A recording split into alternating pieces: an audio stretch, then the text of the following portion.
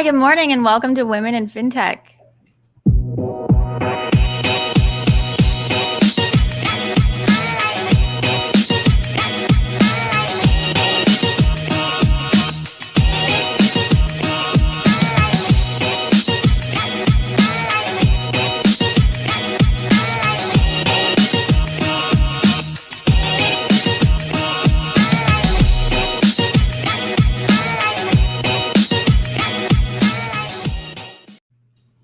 Thank you guys for joining us for the first ever Women in Fintech special.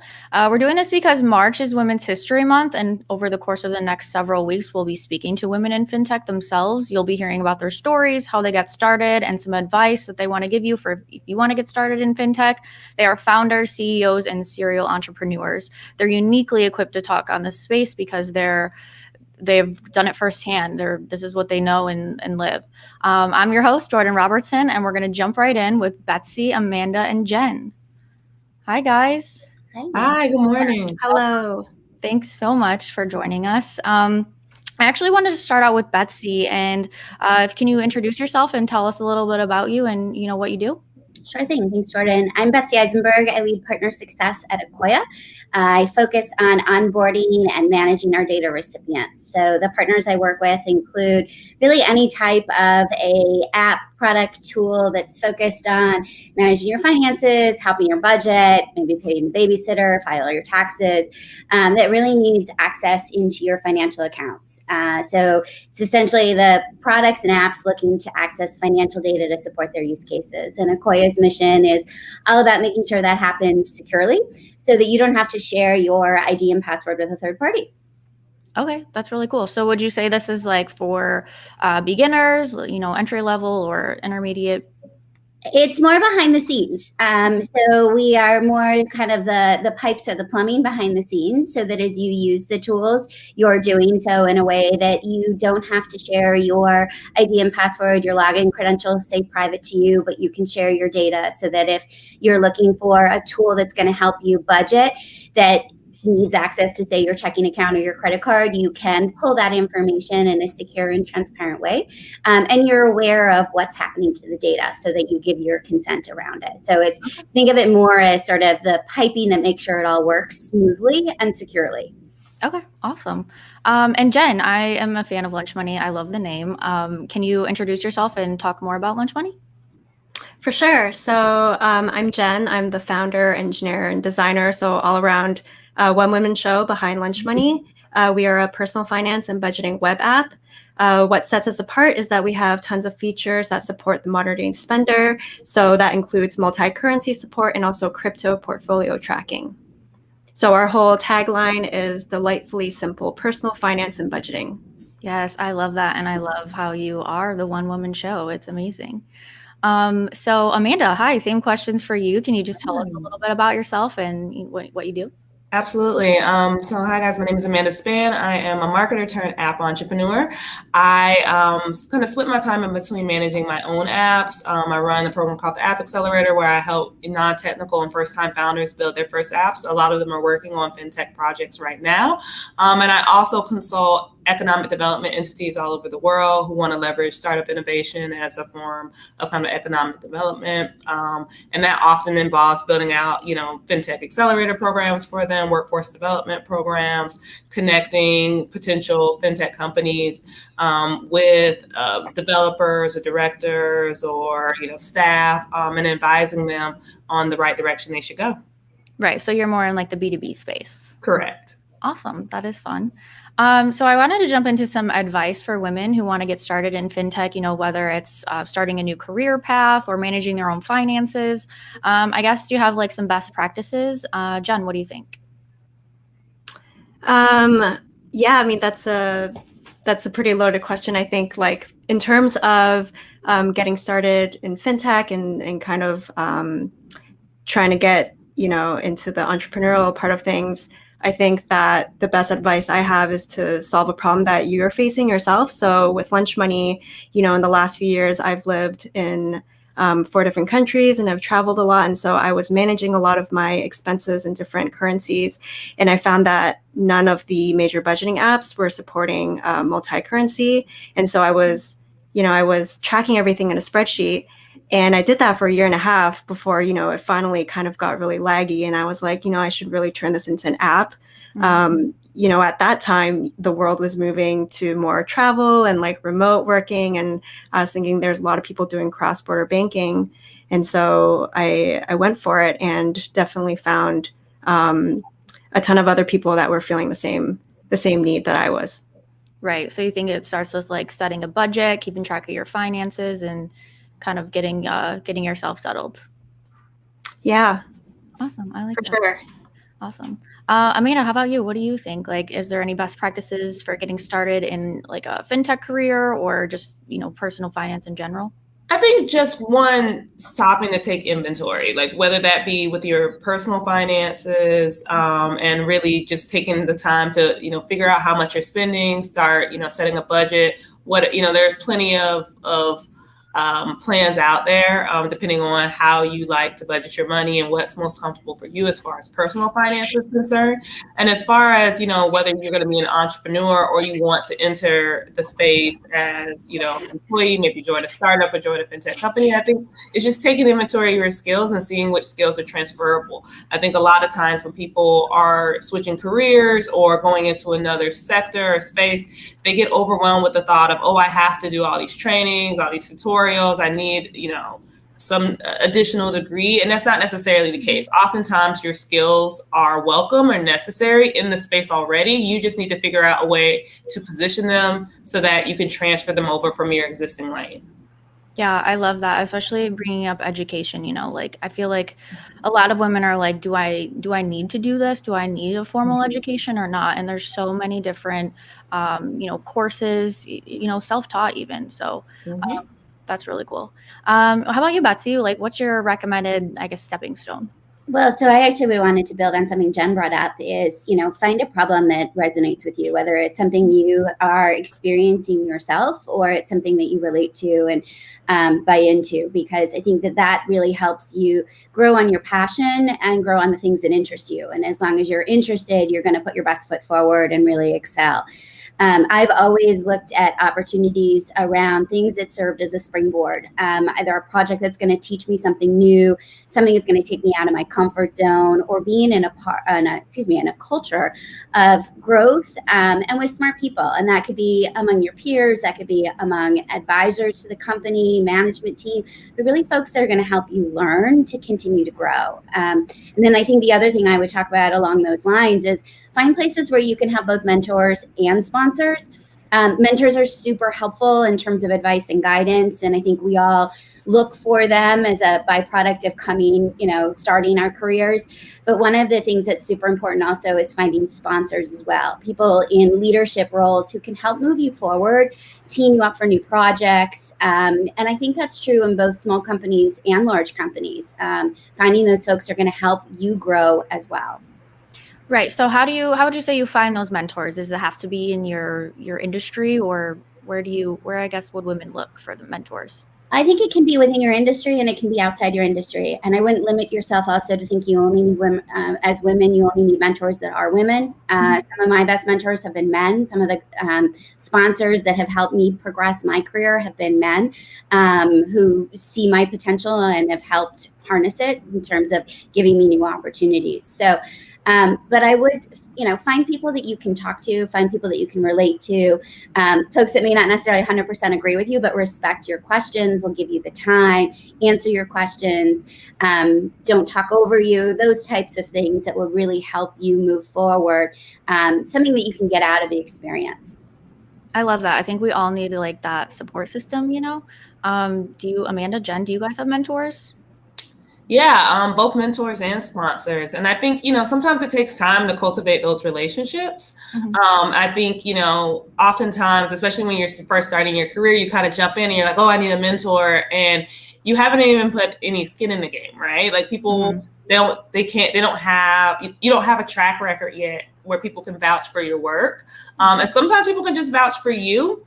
A lot of these things are relationship driven, but you need a little time for that. So I think build relationships before you need them, and start getting to know as many people as you can, and just build genuine relationships around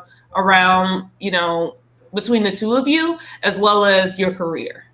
Right. So timing is a big part of it, it sounds like. Yeah. Okay. Jen, do you have anything to add? Yeah. I guess to add to that, I guess I would say that I have a lot of champions. I guess they could be anywhere from people that I've worked with or for in the past, and even just my users, people that are signing up every day, and they're, you know, they're excited about what I'm working on. They may or may not be a Lunch Money user, but they're, you know, they're giving me support. They're giving me advice. You know, there are some people who are in accounting. I don't have a background in finance or anything like that, but they'll give me, you know, support and help. And a lot of times, I think just having like a good group of champions that are willing to listen to your ideas and like give you support when you need it, as well as people that are mentors and can kind of like, you know, are a few steps ahead of you and kind of help guide you. I think having a wide range of people like that is really helpful. Yes, that support system again. I love that. I actually want to take a second to talk about Benzinga Pro. I know that some of you might not know what it is, but it's our very own stock research platform with real-time alerts, Squawk, and the fastest newsfeed in the game. I want to show you guys a little preview of it.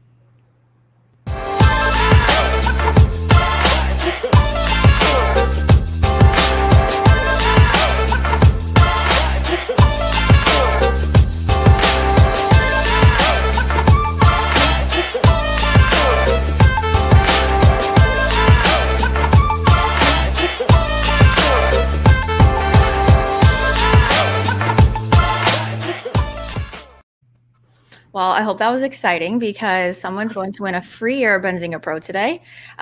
Yesterday, we posted a poll on our Twitter account, and we're going to have some little friendly trivia between Betsy, Amanda, and Jen, and you can play along in the comments too.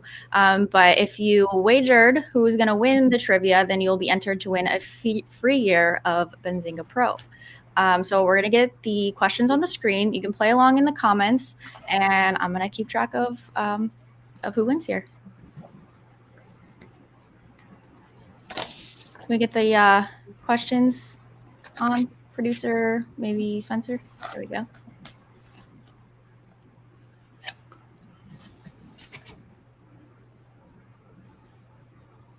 All right.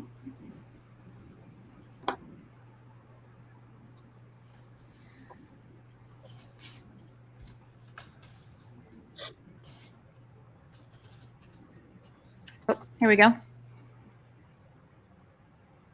Couple seconds. We got about 8 questions. They range from, you know, women in pulp culture, women in business, historical women. So you're welcome to play along.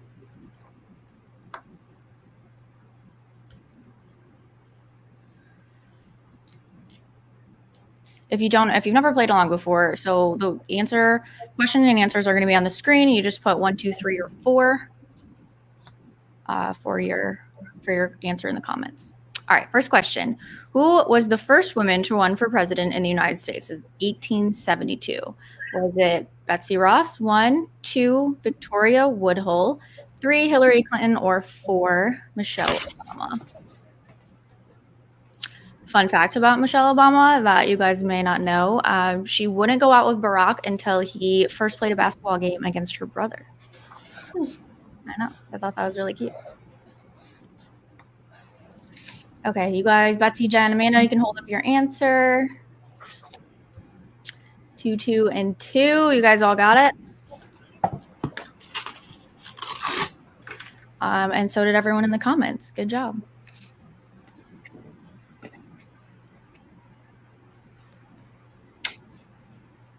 I guess that wasn't too hard then. All right, next question coming up in about 10 seconds. Oh, some of you thought it was Betsy Ross. Betsy Ross created the flag, right? Yep. And then Hillary Clinton and Michelle Obama, they weren't around in 1872. All right, Susan Wojcicki is the CEO at which company? Is it 1, Cash App, 2, In-N-Out Burger, 3, YouTube, or 4, Starbucks? I've got 15 seconds to get your answers in.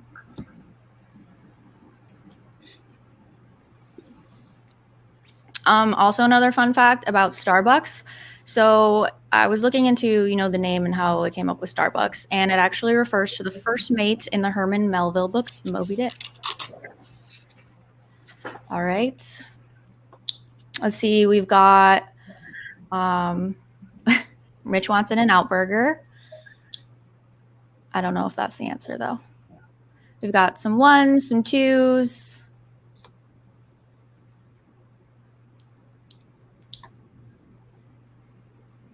Computing answers. You guys think it's 3? Yep, it's 3. It's YouTube. Also had to look up the pronunciation of her name, Wojcicki.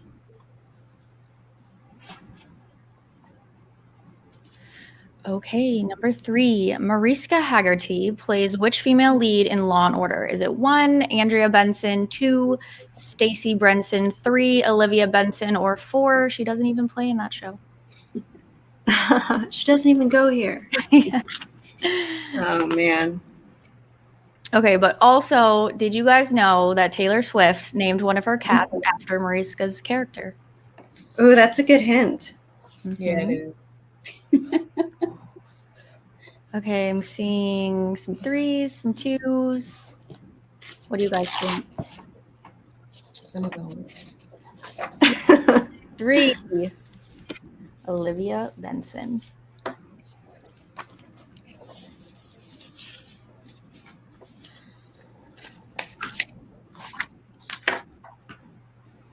All right, see some 5s. That wasn't an option, but we're playing along. Okay, it was Olivia Benson. Good job, guys. I'm not getting anything past you. And next question. All right.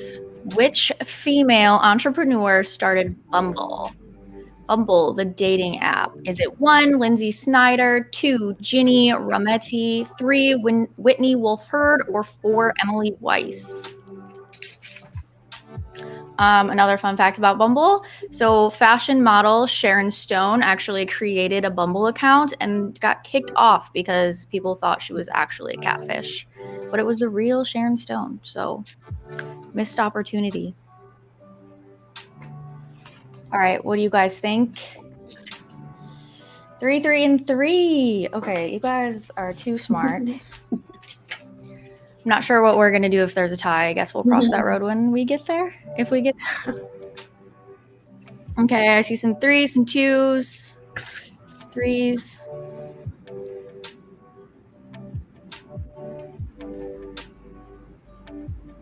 Couple more answers. Oh, and it's 3, Whitney Wolfe Herd. All right, next question.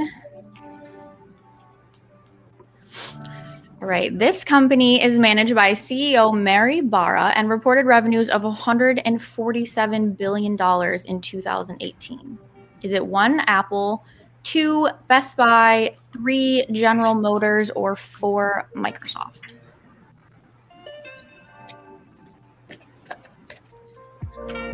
All right, and fun fact about Mary, she's an engineer and she's actually the first female CEO of a major automotive firm. So hats off to you, Mary. That is quite an accomplishment.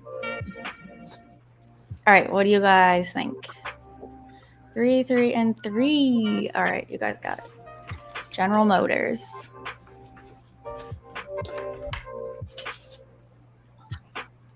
All right. Okay, next question is actually going to be about supermodels in the tech industry. What do you guys think in the chat? Mostly 3s, 3, 3, 3, 4. You guys are good. All right. So question number 6. Which supermodel led a campaign to get girls involved in computer programming? Was it 1, Cara Delevingne, 2, Chrissy Teigen, 3, Gisele Bündchen, or 4, Karlie Kloss? This was actually a pretty big campaign. I don't know if you guys remember it or have saw it, but This was actually a few years back too.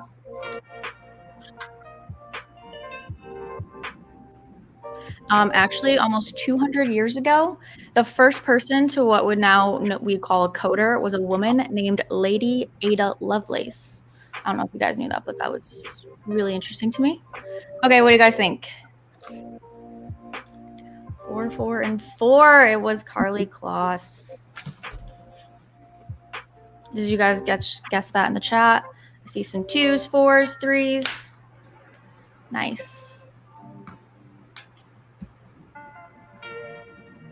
All right, so it is currently a tie. You guys are 6 for 6, which means I guess I need to work on my trivia game. All right, next question. Number 7.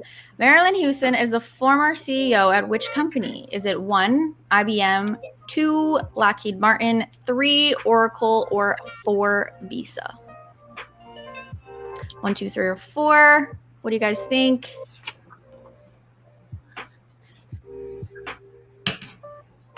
So speaking of Marilyn Houston, she actually worked at Dairy Queen in high school, and she put herself through the University of Alabama, where she worked as a nighttime switchboard operator. So all those beginning moments are really important. All right, what do you guys think? I see a lot of 2s, some 4s, 2, 2, 3. We might have a tiebreaker here. Yeah. All right, computing answers. I see some more 2s coming in, some more 4s, Visa. Lockheed Martin. All right, last question coming up. All right, so according to research, which percentage of leadership positions in the UK Technology Center are held by women? Is it 1, 10%, 2, 5%, 3, 20%, or 4, 50%? Technology sector held by women in the UK. Actually, if it helps, only 25% of all jobs in the tech industry are held by women. Okay, I see some 2s, 3s, someone dancing. 3. All right, what do you guys think? I'm gonna go with 1. 2 and 1. All right. We got 5% or 10%. Let's see.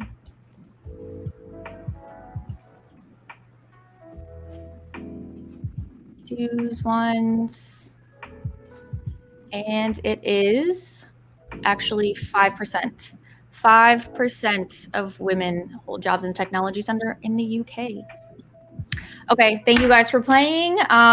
Jen and Betsy, it was a tie, so I'm going to have to look at the Twitter poll and kind of pool in those wagers, and we'll pick one person to win a full year of Benzinga Pro. And with that, I hope you guys learned something or at least had fun, and I'm really excited to give one lucky lady a free year of Benzinga Pro. I think it'll really help you on your investing journey, especially if you're just getting started. Okay, I'd actually want to open it up to the viewers and see if you have any questions. Any questions for Jen, Betsy, Amanda? Can be anything you want related to their career, fintech, some advice, where you want to get started.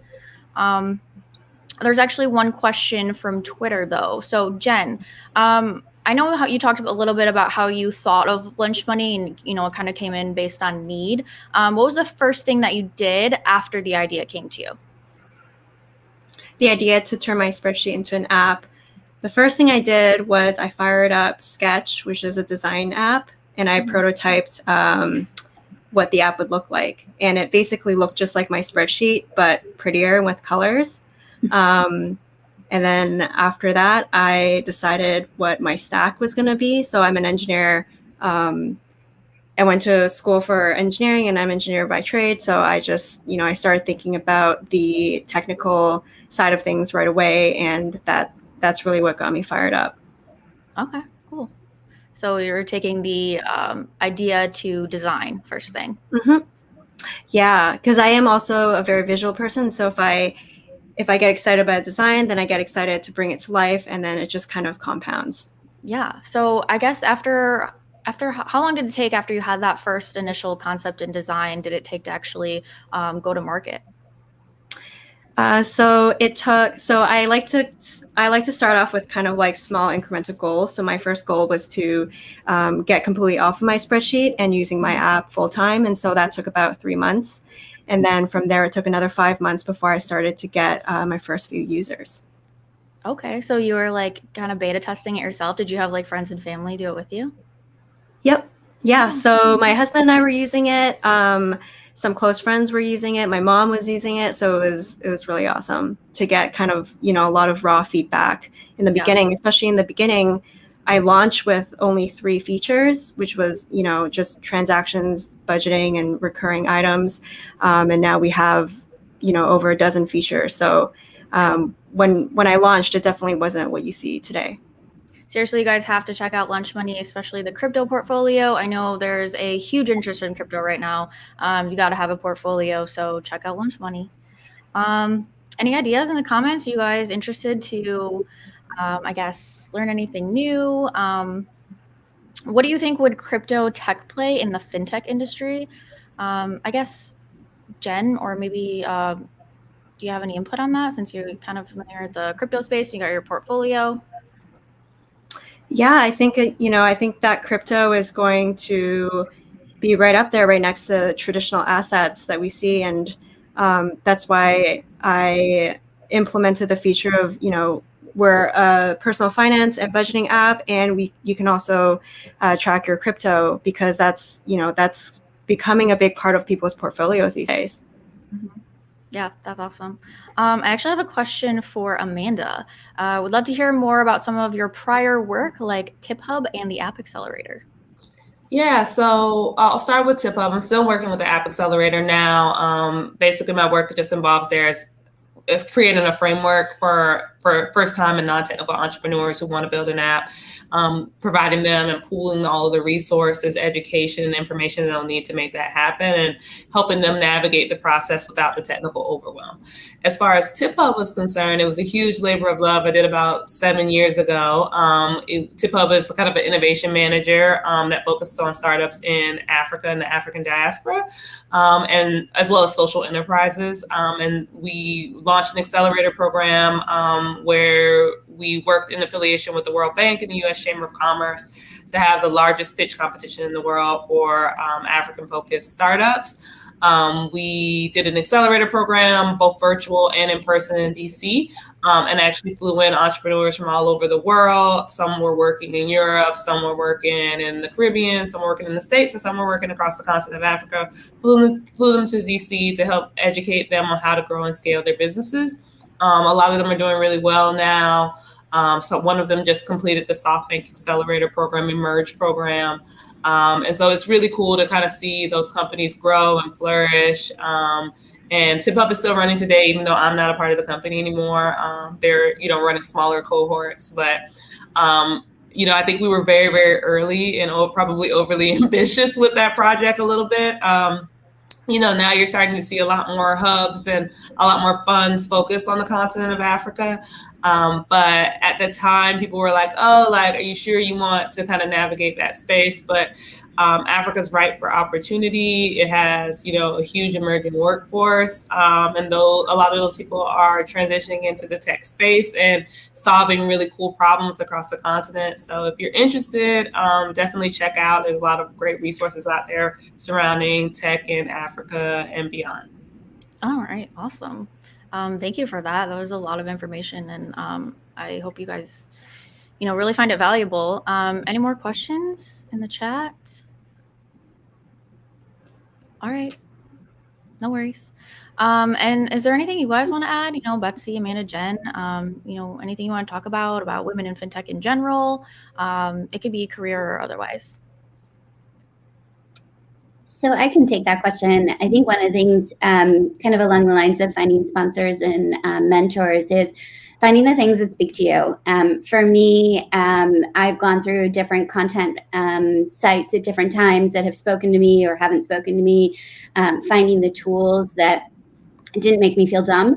And found resources that helped me, build confidence in both myself and my financial literacy and knowledge. So find the things that speak to you. I think the other thing, and a lot of it kind of comes down to all of us looking for different tools. Make sure that as you use those tools, a lot of tools are free. Well, why are they free? So just be smart about knowing where your data is going, who has access to your data, how they're using it, so that you really get the benefit and learn the right things that you're looking to be successful in terms of making good decisions and following what's important to you for your goals. Yeah, definitely. So that kind of goes along with like resources. What are some, we talked about, mentors and finding those sponsors. Are there any other resources that you can recommend to women who want to get into the fintech space or just, manage their own personal finances? How about you, Jen? For managing personal finances, I'm seeing a lot of new resources online that's, by women for women. And it is true that the financial literacy landscape is different and has been different towards men and women. And so it's been really awesome to see a lot of female-led companies. One that I want to shout out is one by a good friend of mine. Her name is Vrinda Gupta, and she's working on Sequin Card, which is a credit management app that's designed to help women boost their credit score.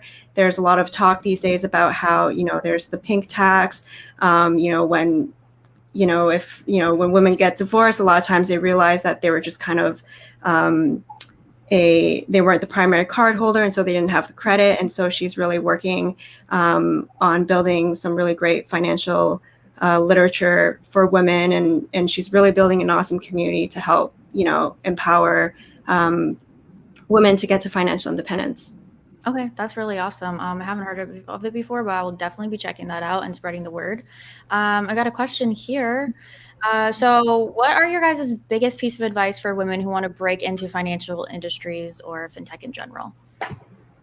Amanda, you want to take that one?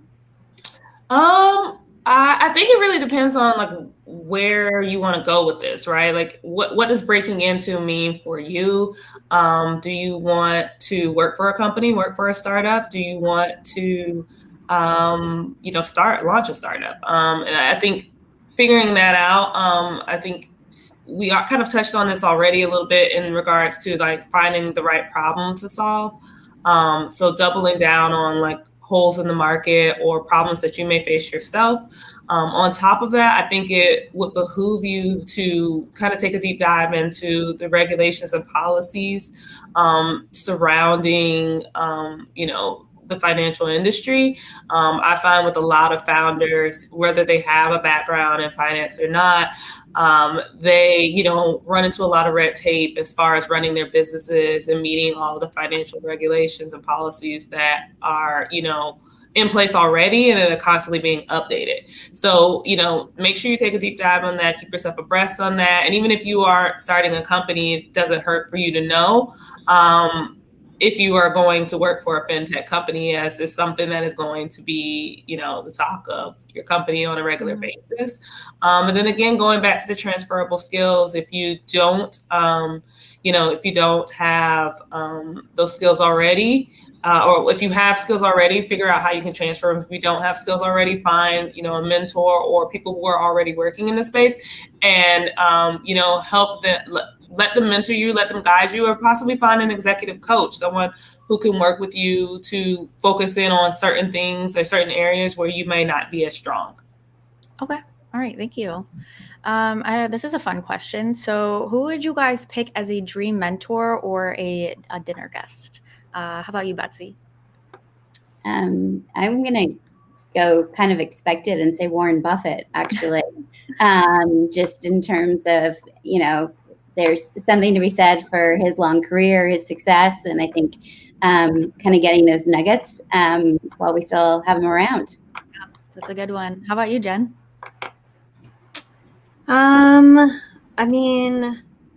Maybe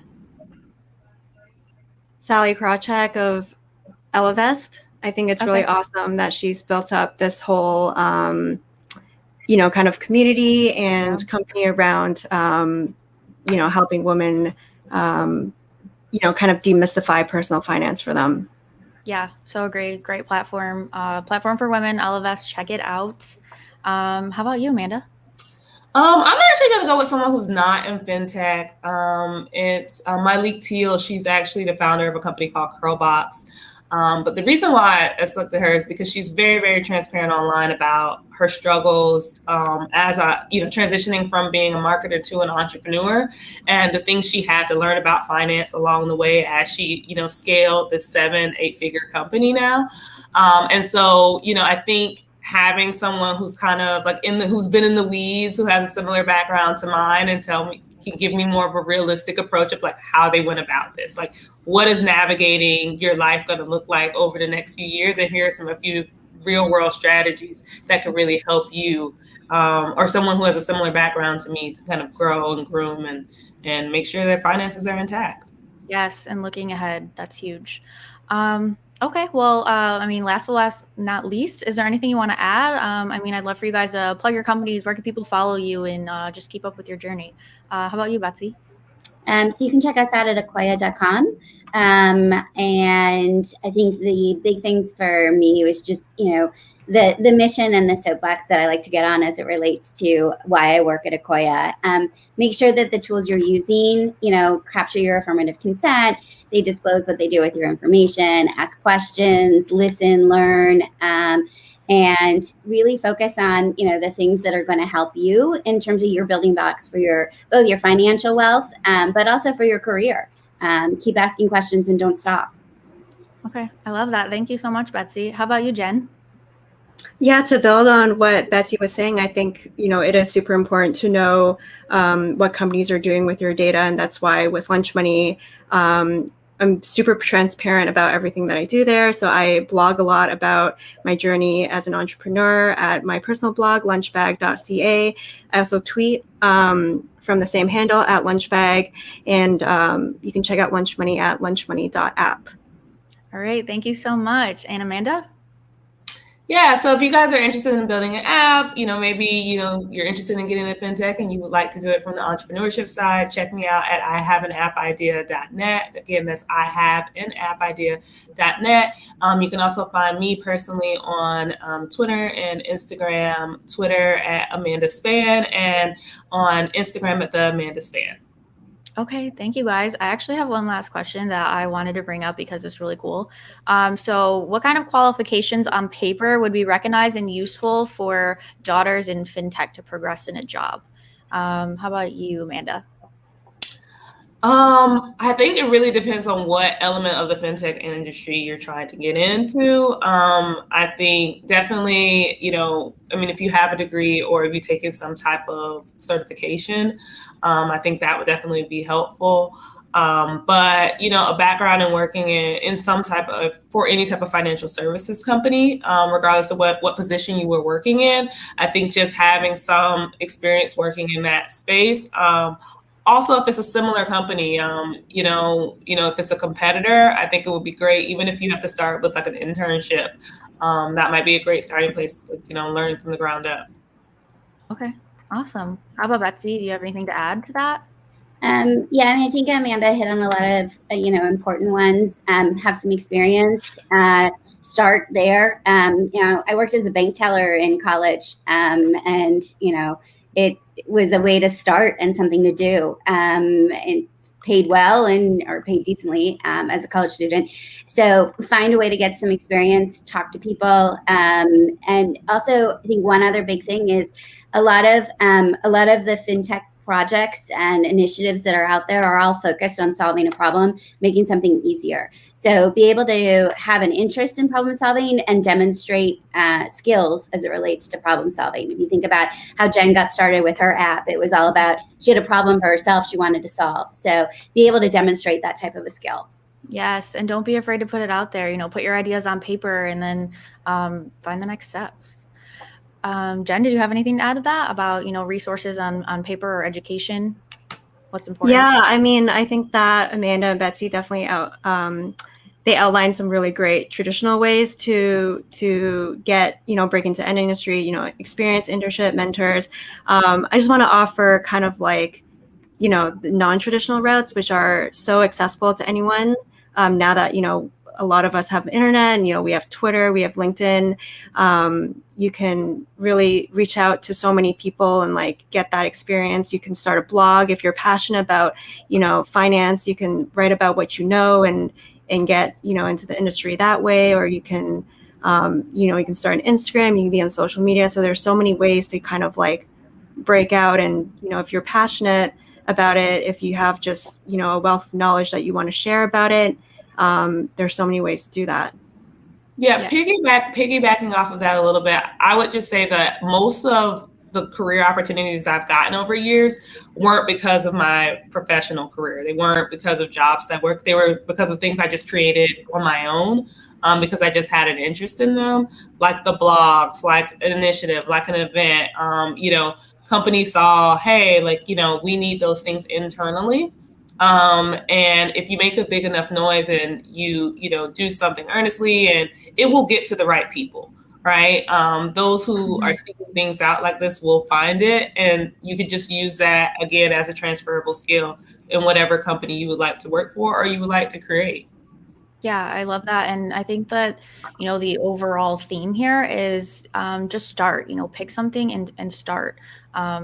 And I really, really appreciate you guys coming on and sharing all of your insights and what you do. I think you give some really valuable information. That's all I have. And if you've been with me this whole time, I really appreciate you. Thank you, Amanda, Jen, Betsy, again. I hope to see you guys next Tuesday when we bring on Anka of Trade Out Loud, Jane Galina of C. Jane Trade, and Eugenia Baidu of Partnerize. And we'll be giving away another free year of Benzinga Pro. So I hope you come back. Spax Attack is up next with Mitch and Chris. Actually, if you click the link in the description of this video, you can tune in there. And bye for now. Bye, guys. Thank you. Bye. Bye.